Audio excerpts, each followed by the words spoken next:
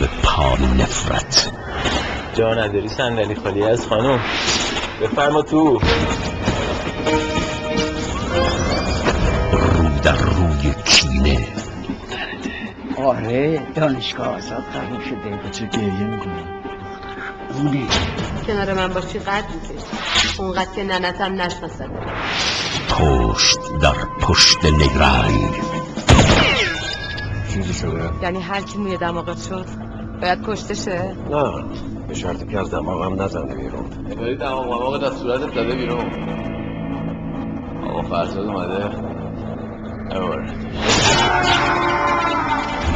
پنجه در پنجه خشم. 4 انگشتی.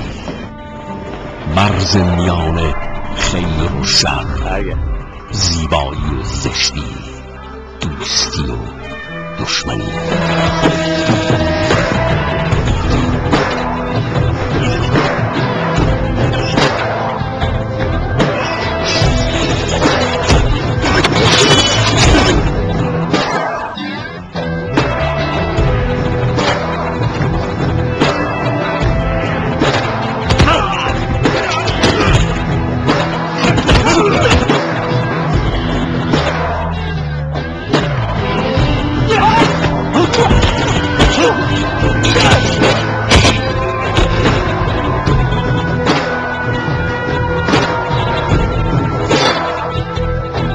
انگوشی دیگه چاییده مثل تایفه.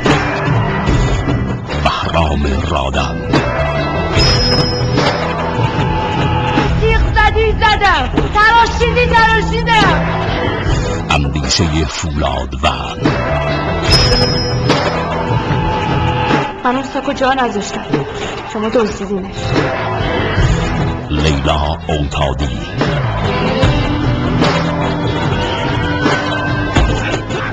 وقت پس و جمشید هاشمپور. در 4 انگشتی. نویسنده و کارگردان سعید سهیلی.